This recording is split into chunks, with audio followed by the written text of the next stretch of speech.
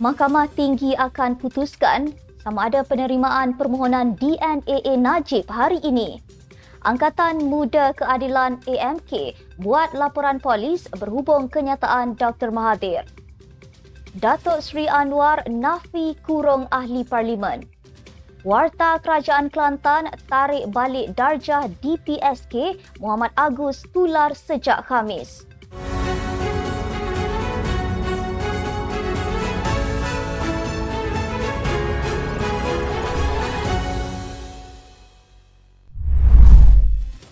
Bismillahirrahmanirrahim. Assalamualaikum warahmatullahi wabarakatuh. Salam Malaysia Madani.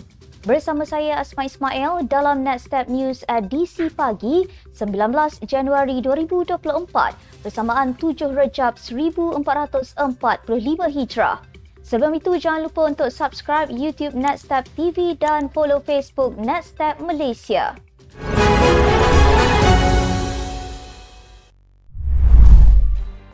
Mahkamah Tinggi Kuala Lumpur akan memutuskan keputusan representasi Najib Razak untuk menggugurkan 3 kes pengubahan wang haram (AMLA) melibatkan dana SRC International Sendiang Berhad berjumlah 27 juta ringgit.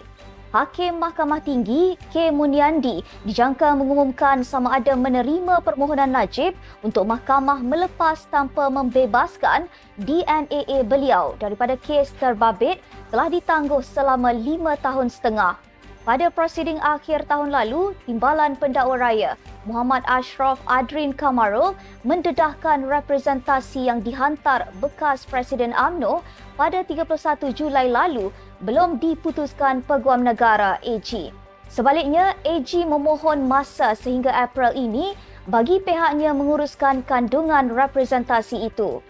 Untuk rekod, Najib berdepan 2 lagi kes mahkamah iaitu penyelewengan 2.3 bilion ringgit dana 1MDB yang kini di peringkat perbicaraan dengan pendakwaan telah memanggil seramai 48 saksi. Naib Presiden MCA memaklumkan kecekapan pengurusan dan pengoperasian setiap operator bekalan air perlu dikaji dengan lebih mendalam sebelum sebarang keputusan kenaikan tarif air dilakukan. Menurut Datuk Seri Wee Jack Seng, bekalan air bersih dan berterusan kepada rakyat bukan suatu perniagaan tapi tanggungjawab dan misi kerajaan. Katanya, Datuk Seri Anwar Ibrahim perlu campur tangan dalam menangani isu berkenaan. Katanya lagi, janganlah kerana ketidakcekapan atau kegagalan sesetengah operator, rakyat pula dihukum dengan mengenakan tarif air yang lebih tinggi. Rabu lalu, Suruhanjaya Perkhidmatan Air Negara mengumumkan pelarasan tarif air akan dilaksanakan di bawah mekanisme penetapan tarif bagi pengguna kategori domestik di Semenanjung dan wilayah Persekutuan Labuan berkuat kuasa mulai 1 Februari ini. Satu laporan polis dibuat berhubung kenyataan bekas Perdana Menteri Tun Dr. Mahathir Mohamad bahawa masyarakat India di Malaysia masih tidak setia sepenuhnya kepada negara. Ahli Majlis Kepimpinan Angkatan Muda Keadilan AMK Pusat M. Satasivan membuat laporan itu di Balai Polis Travers Kuala Lumpur. Tegasnya, Mahathir sebagai bekas Perdana Menteri perlu berhenti mengeluarkan kenyataan yang boleh menggugat keamanan dan perpaduan kaum di negara ini. Malah, beliau tidak perlu mempersoal kesetiaan masyarakat Cina dan India kepada negara kerana sebelum ini beliau menjadi Perdana Menteri selama 22 tahun adalah atas sokongan rakyat termasuk kedua-dua kaum. Katanya, kenyataan sedemikian menggambarkan keadaan politik Malaysia tidak menentu dan akan menakutkan pelabur asing untuk melabur. Perintah Notis Suruhanjaya Pencegahan Rasuah Malaysia SPRM telah diserahkan kepada Ahli Perniagaan Mirzan Mahathir untuk mengisytiharkan aset dalam tempoh 30 hari dalam siasatan berhubung maklumat dalam Kertas Panama. Menerusi satu kenyataan, notis itu telah diserahkan ketika beliau hadir di Ibu Pejabat SPRM di Putrajaya.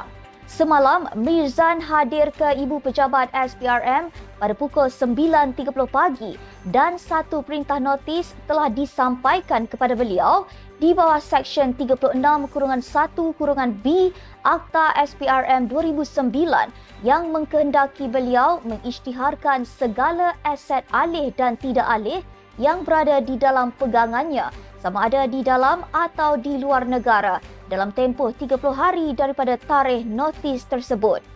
Perintah itu adalah tindakan lanjutan berhubung maklumat dalam laporan kertas Panama serta aktiviti perniagaan Mirzan yang membabitkan penjualan dan pembelian syarikat berkaitan kerajaan GLC.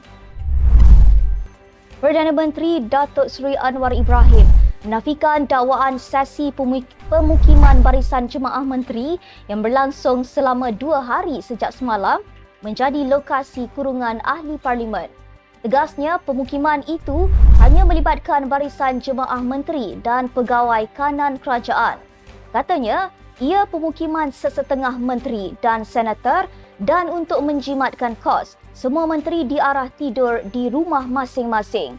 Semalam, tular rakaman video berdurasi 9 saat memaparkan ahli Jawatankuasa Penerangan Bersatu Muhammad Syafiq Abdul Halim mendakwa ahli Parlimen Kerajaan Perpaduan dikurung di satu lokasi di Cyberjaya. Perdana Menteri kekal dengan pendiriannya untuk tidak mengambil gaji bagi jawatan yang disandang sejak November 2022 selagi ekonomi negara tidak pulih sepenuhnya. Datuk Seri Anwar Ibrahim yang juga Menteri Keuangan berkata, pendirian sama turut diambil oleh jemaah menteri berhubung pemotongan gaji masing-masing sebanyak 20% setiap bulan. Jelasnya, pendirian itu akan kekal dilaksanakan kerajaan sehingga ekonomi negara kembali pulih. Terdahulu pada sidang media pertamanya sebagai Perdana Menteri, beliau memaklumkan tidak akan mengambil gaji bagi jawatan itu dan menyifatkan ia sebagai langkah pertama bagi menarik keyakinan rakyat terhadap kepimpinannya.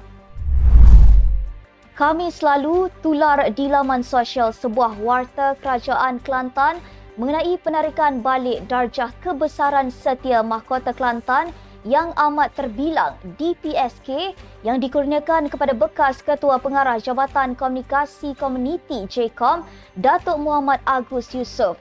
Penarikan balik pingat itu berkuat kuasa 2 Disember lalu sebagaimana warta bertarikh 28 Disember lalu.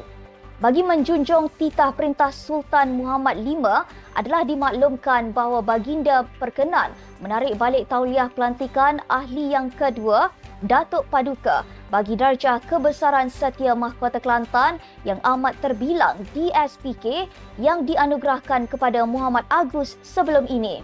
Terdahulu, Muhammad Agus dikurniakan darjah kebesaran berkenaan pada 12 November 2011. Sekian saja untuk edisi pagi ini. Ikuti perkembangan semasa isu-isu panas politik Malaysia setiap hari hanya di Nextstep News. Jangan lupa untuk follow Facebook Nextstep Malaysia dan subscribe YouTube Nextstep TV. Nextstep Malaysia menjangkau informasi mengorak inspirasi. Saya Asma Ismail. Assalamualaikum dan salam sejahtera.